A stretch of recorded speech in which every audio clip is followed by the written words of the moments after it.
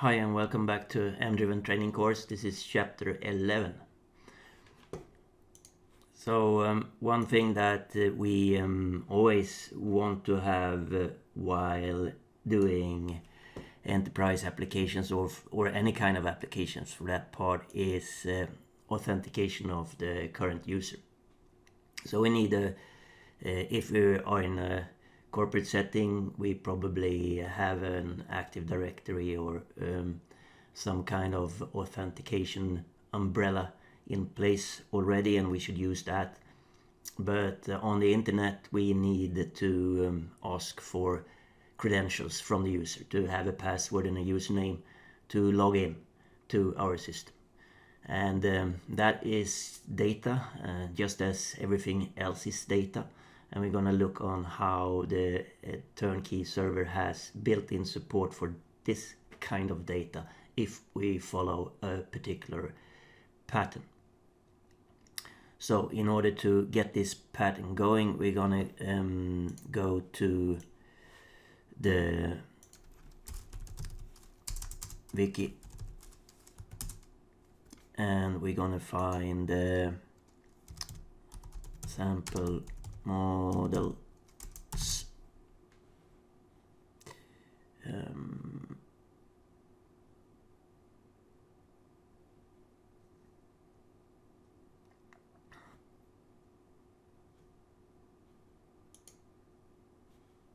Model examples. So on model examples there's a few things, and one of the first one that comes up under important patterns is the CIS user authentication. So that's an important architectural pattern, and this adds the CIS singleton and the CIS user classes needed to log in and authenticate and use authentication in turnkey systems. So I'm going to download that. So what happens then is that I got a modeler file, and of course I want the contents of this file into my current model. And currently we have these diagrams and we have these packages, only one package, and these classes within that package. So as I do open and merge modeler, and I will find on this PC the downloads and the CIS user authentication modeler file. I'm going to use that and open it. And since I chose the option merge, my existing model stayed in place, and what happened was that we got new things. So we got this authentication package added. We also got a diagram for ASP.NET Identity, this diagram is called. And these classes was added automatically by the this option to merge another modeler file.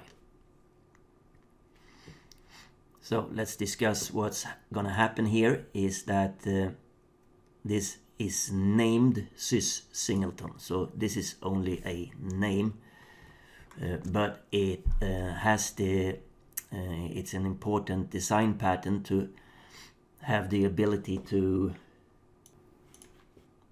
only have one instance of an object and not many, and that is most often referred to as a singleton pattern. So system development is full of patterns that that is a good practice to follow, and this pattern is the singleton pattern.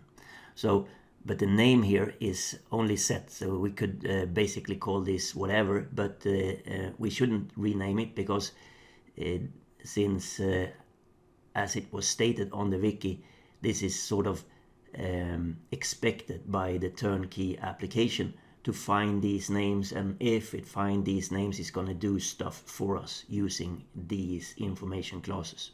What we can do, however, is to freely add new attributes and new associations. We should just not expect that we could remove things or rename things that exists without impeding the existing functionality or the provided functionality. The singleton, if we click this class, we will see that it is marked as is singleton true. So why is this important? Well, if we tell the framework that it is a singleton, like we do in this case, singleton true, then there can only be one instance of this class. So there can only be one object. And that's pretty neat, because then we can trust that there always will be exactly one. If we start a new system and try to access the sys singleton and there is none, one will be created for us. We should always access the sys singleton not with the all instances operator that we have looked at before, but rather the OCL singleton operator. So if let's see how that would play out if we start can start in XML, start the system using the debugger. If I do a new expression, I can do sys singleton, and there's an operator called OCL singleton, and that's the operator that I'm talking about. And we can look on what the documentation says of that. OCL singleton is an operator to help you implement the singleton pattern. The pattern states that there is exactly one instance of this class, never more, never less. If you mark a class with is singleton true, as we did, or was done for us in this imported model, you can use this singleton operator to get access to the only object instance.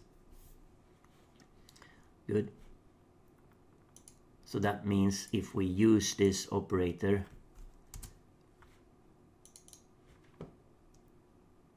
I'm gonna make this smaller so that you actually see it, and I press F5 to execute it, execute F5, I get an object here, although there shouldn't really be one, right? This was created now, this is the current time, so this was something that was created for me, since there was none when I call the operator. If I check this, I can see that there's some properties on it, but that was the point that I wanted to make, that the singleton marking on a class is sort of special. What's good about this concept is that we can always trust that we get the sys singleton, OCL singleton, and we will always have access to this. This has one good feature for us, which is get system URL. So what returns the running system URL. So that's really good. Remember when we did the report in chapter 10, then we needed to sort of hard code the server address into the template in order to find it. Instead we could use this, so that would be a good thing. Also this one, so what's up with this association, since it's dotted and not really a complete line like this? Well, this is how we signal that it is transient. So transient means that it is not persistent. Persistent false. Persistence means that it is saved in the database, meaning that whatever value it had the last time you saved and the power disappears and all computers restart once the power is back, you will still have the same value as you did before. On the contrary, a non-persistent thing, this is a marking that exists on many things in the framework, on classes, on associations, on attributes. But a non-persistent thing is called a transient thing. So a transient thing only exists for this user in this session. And whenever the power goes, or there's another user looking at the same thing, it's looking at the same attribute or association in a specific object, and it is transient, it won't have the same value. So it's only unique for this session.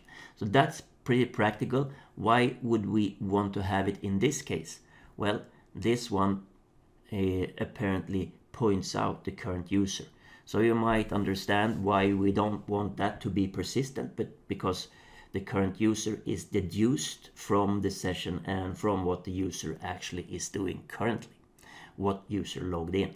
And also, of course, multiple users will log into the system at the same time, and they should all have their current user set. So that must be transient to them. It shouldn't be saved in the database, especially since there's only one system singleton, since that is a singleton pattern. So that points out a new class called CIS user. So that's really great. The CIS user is what we will have to identify a logged in user. So that it has a username and it has a password hash. So a password hash isn't really the password. It's just a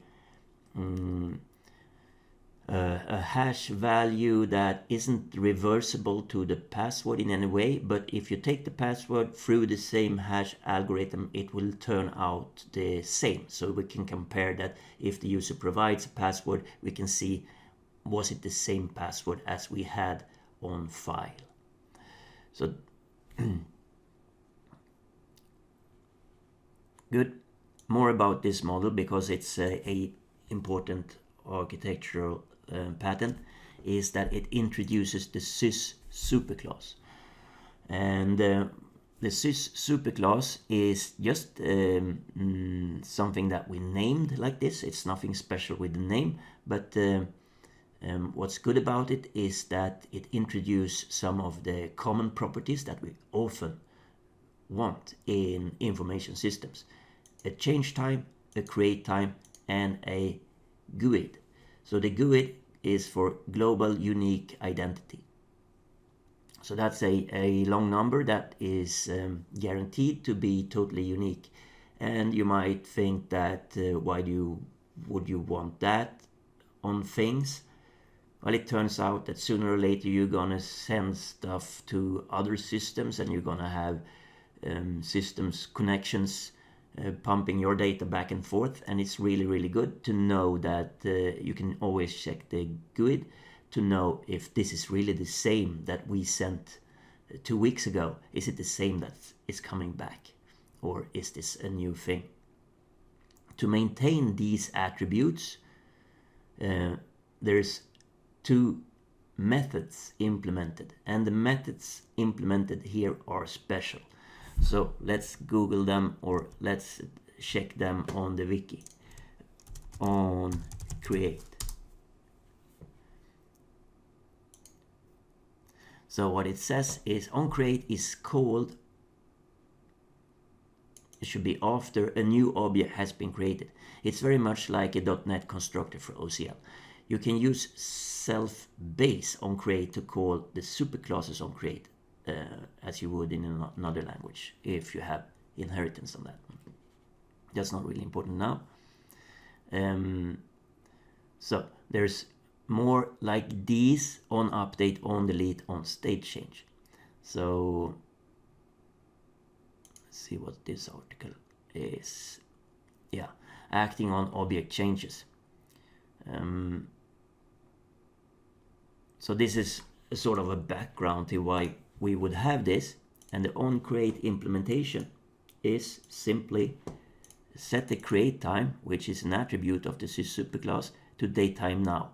So whenever something is created, we catch the time now, and we also set the GUID to a new GUID. And the on update, which is called whenever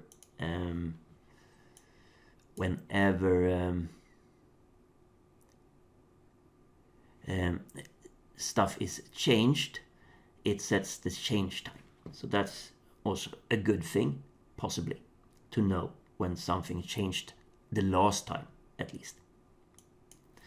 So this is a class, and you might wonder how can that be this good functionality? Do we need to put it in on all classes in our model in order to make it work? Well, that would be one way of doing it, but it would be a error prone and a very expensive way for us to maintain. It's much better to use the inheritance mechanism of OCL and say that this is a superclass to other things. So how come we haven't done this in this case then? Well, since this is a superclass that we probably want on everything, it would be quite the workload to remember to always drag out this generalization arrow to this CIS superclass from wherever I am, and it would uglify my diagrams, and it wouldn't be a very practical solution. So there is a generic way to say that a particular class should actually be the superclass for everything in a package. And then that's also why we named it CIS Superclass. So the name superclass has nothing to do with it being a superclass, it's just a name. Practical name, since we will make it a superclass. So if you point to this package that we got when we merged in, we can see that it has a default superclass setting. So this everything in this package, all these classes, will get the CIS superclass as a superclass. And since I pressed play, then I closed it, but I'm gonna start it again. That means that my OCL Singleton also has the change time and the create time added, since they now inherit the CIS superclass. And one way we could check that also, might as well, once we're here, we can ask if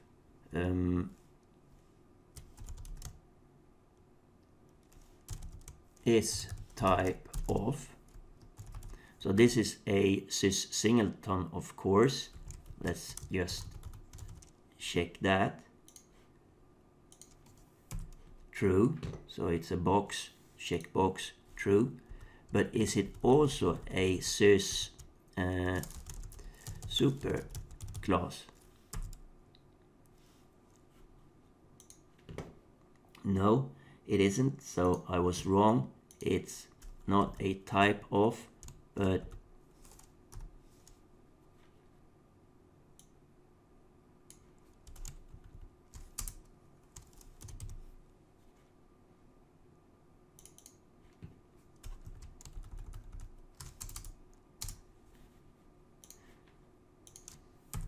it's a kind of CIS superclass. It's a subclass of CIS superclass. We could also ask this class, this object, for its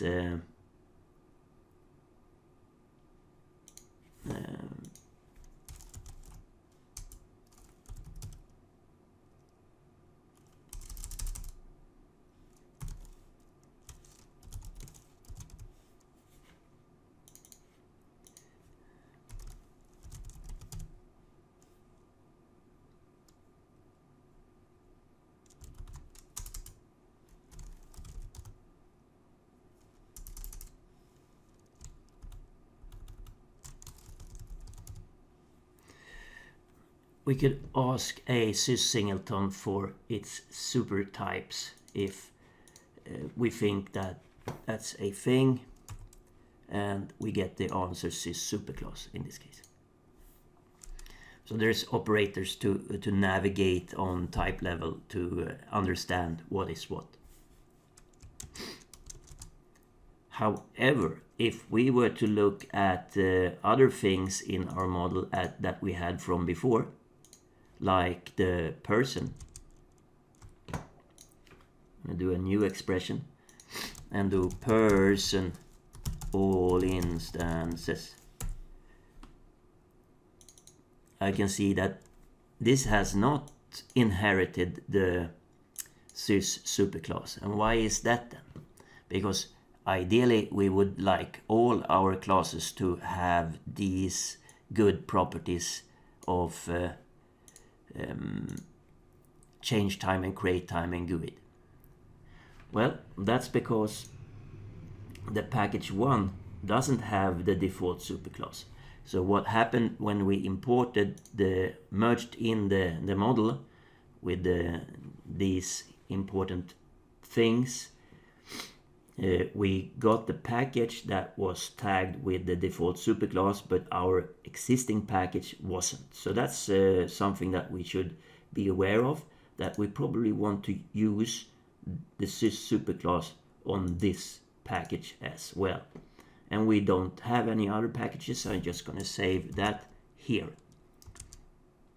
And having done so, I can reread the model, and when I now run the person all instances, I see that it has the change time, the create time, and the GUID.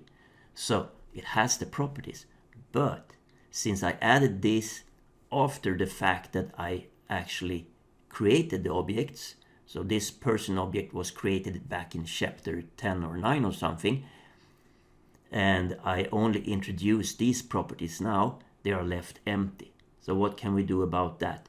This is not an uncommon case when dealing with changing models, that we introduce something later that should really have gotten a value earlier.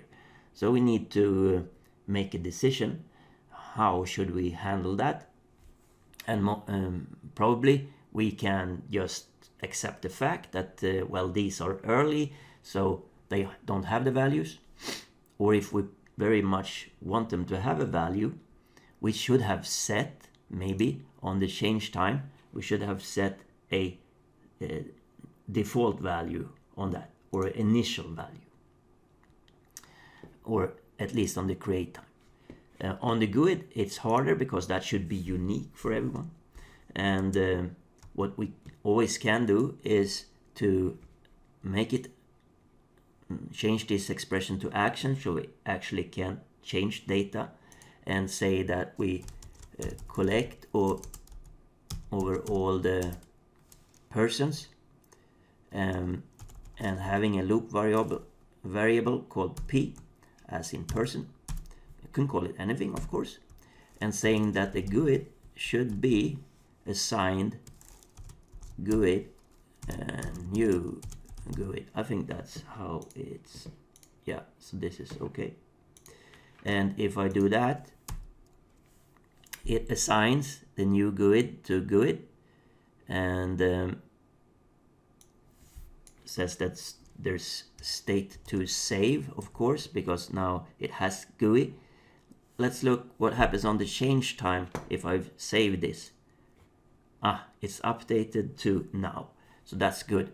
That was the functionality that we actually got on, that we got automatically by inheriting the CIS Superclose.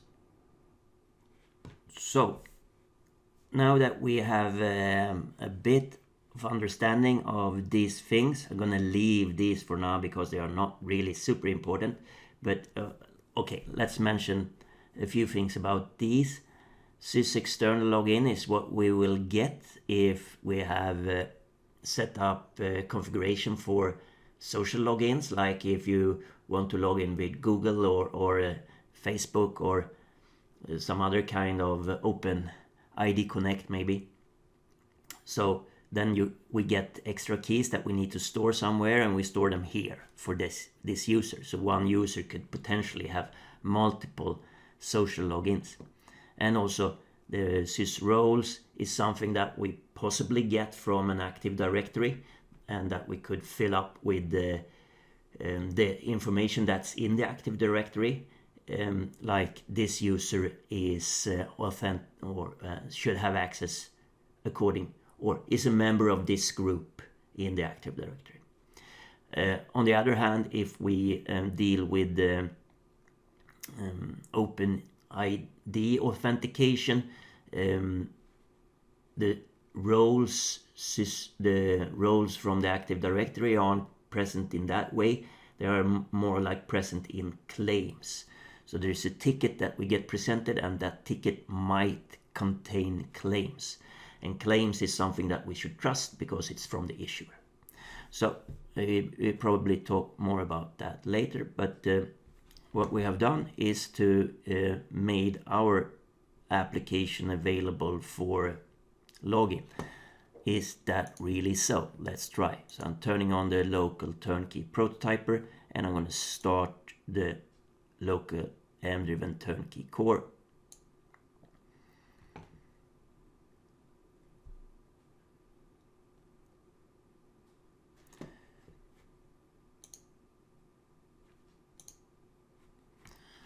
So the thing that we have, we had these menu items from before because they are sort of built into the turnkey menu, but they didn't actually work. What we can do now is to try and log in, and okay, there was a pre-filled user here. I'm going to try and log in, so that's invalid. And why is that invalid? Well, probably because there isn't any user named like this currently. So I'm going to register, and I'm going to use that one to be easy to remember. I'm going to give it a password that's easy to remember, 123456. And of course, production passwords shouldn't look like this. I don't need to tell you, but still, we're developers, we are on a local machine, and we're doing round trip work, and we don't want to introduce extra pain in our development loop. So be smart. Register. And now it says that I'm logged in. If I, however, log out and try to log in again and log in with that, I'm logged in. So what does this mean in terms of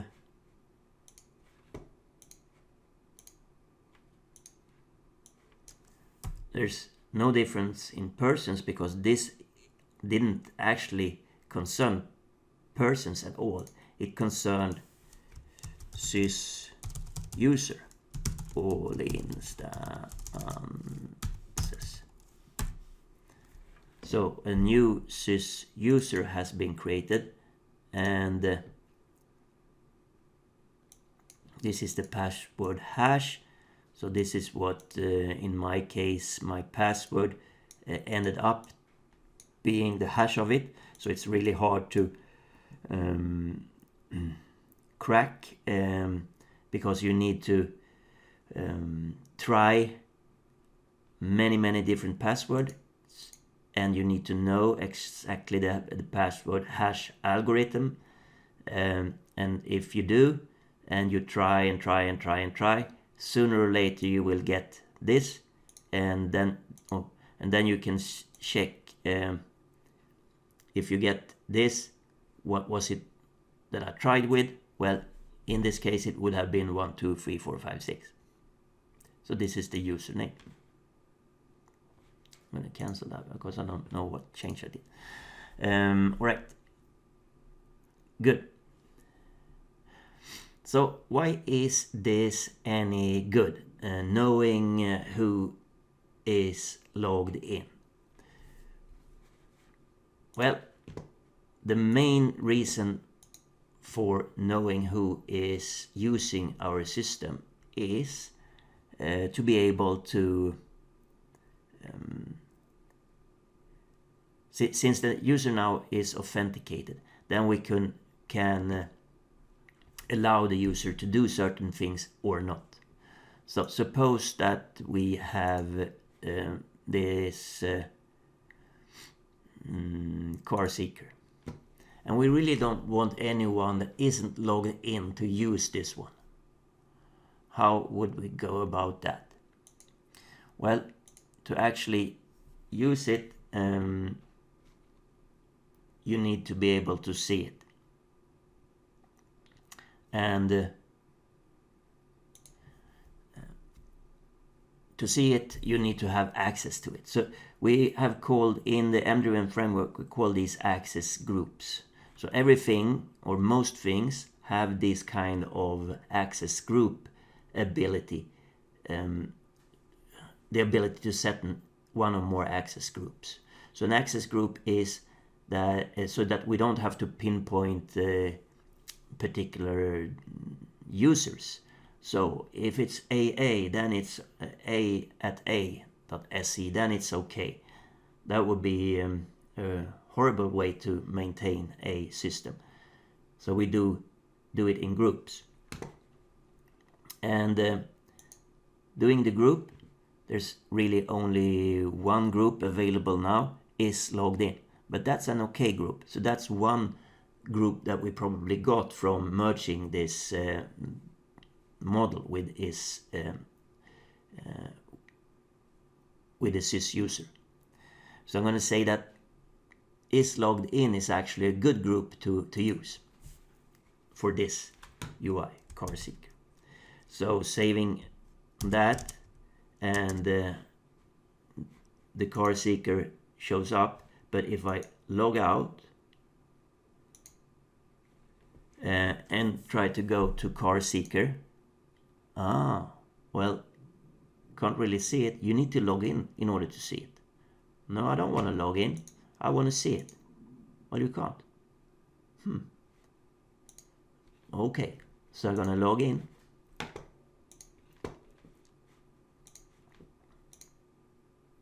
So now I can see it. Good.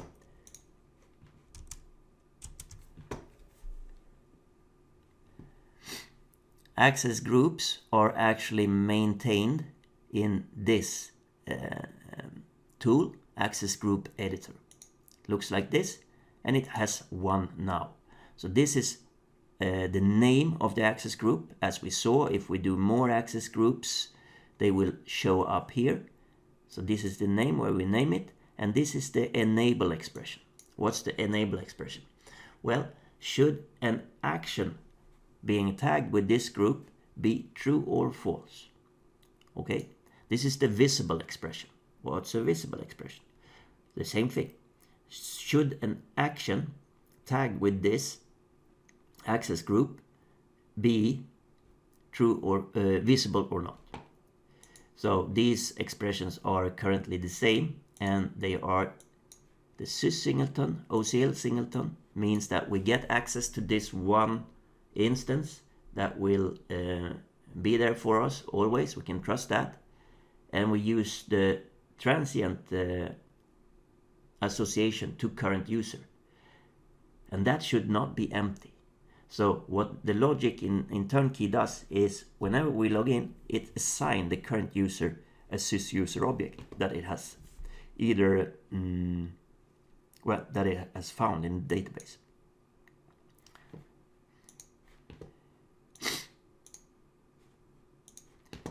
And the view enable expression is sort of an extra. Maybe you want to show the seeker, but you don't want anything to be enabled, any actions to be enabled within it. You shouldn't be able to edit anything or stuff like that. So this is the definition, and I can add a new one, and I'm gonna call this one is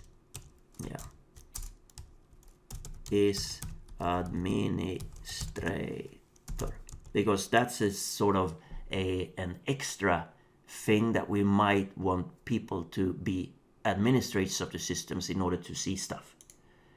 And I'm going to take that one and say enable expression. When should actions be enabled if we want to ensure that you are an administrator?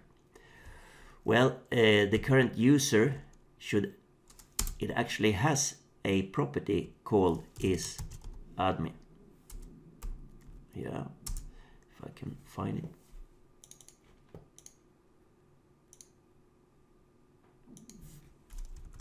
So the property is accessed with point. So arrows are more for operations, and there's a wiki article when to choose an arrow and when to choose a point. But that was what went on there. So is admin should return true in order for us to say yes to is administrator.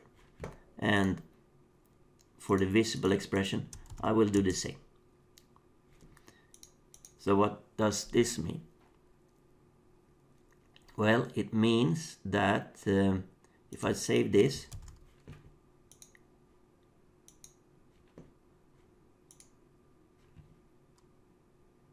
well, did it say expected boolean?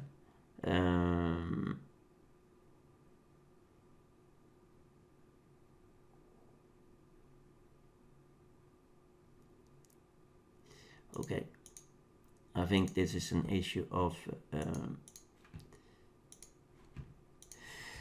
this being a nullable boolean. I think this is actually a bug, but in order to fix it, I can check if it's true.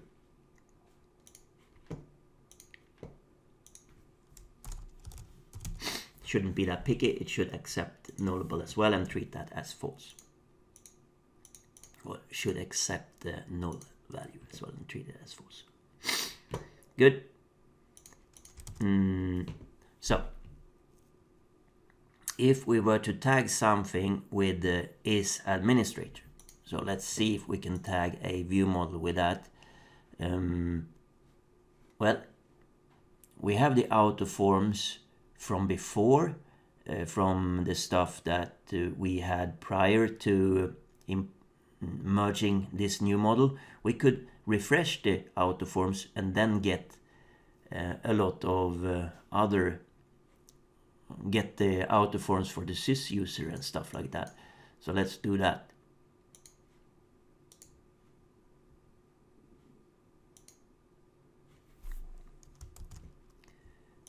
And doing so, we have a view model for CIS user. And let's say that in order to see this, you actually have to be administrator. If I also say is logged in, it doesn't mean that you have to be an administrator and logged in. It means that you either need to be in the administrator access group or the logged in user group. So you should take care that these are ORed together. It's enough that you are in one group to get access. So let's try this. I've saved that. Now I see, let's refresh this one. Now I see that I have the CIS user seeker, and I got access to that one. Let's see if that means that I wasn't show the CIS user. Aha, I didn't take the seeker, I took the form. So I'm apparently not an administrator, because when I tried to go into the form, it asked me to log in.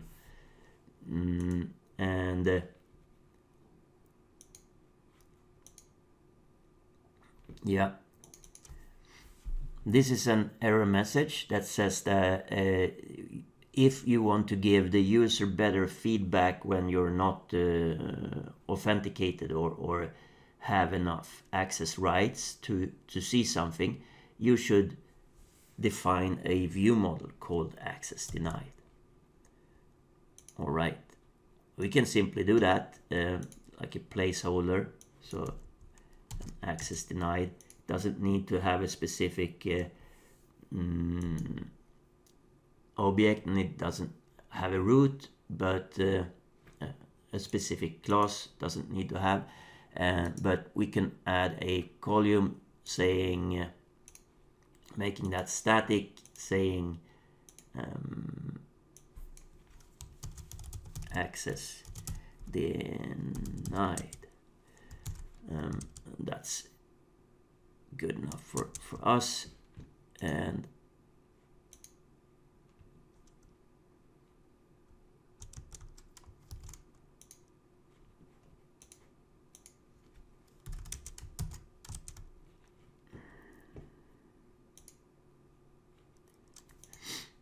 then it would be something like that. All right, two things.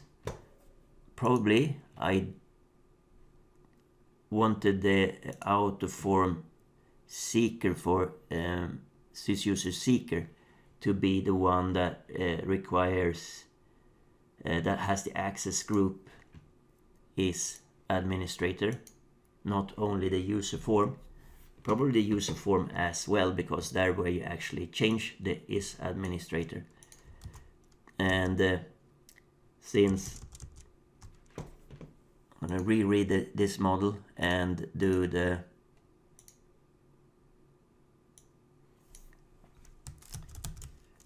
this user all instances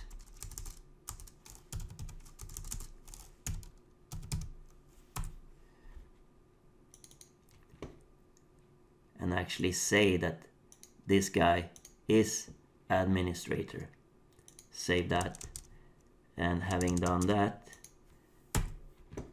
I can again try to do the seeker search and show the CIS user. Now I'm allowed to see it. If I have however log out and register as a different user, let's call this one B at b.se or whatever you feel like. I'm gonna give that exact same password to lessen my confusion. This guy isn't administrator, so when he tries to go to the CIS user seeker, he get access denied. Yeah, of course. So that's how you go about authenticating and sending users or stopping users from doing things that they shouldn't use. So we're going to stop there for now. Good. Thank you for listening, and I'll be back.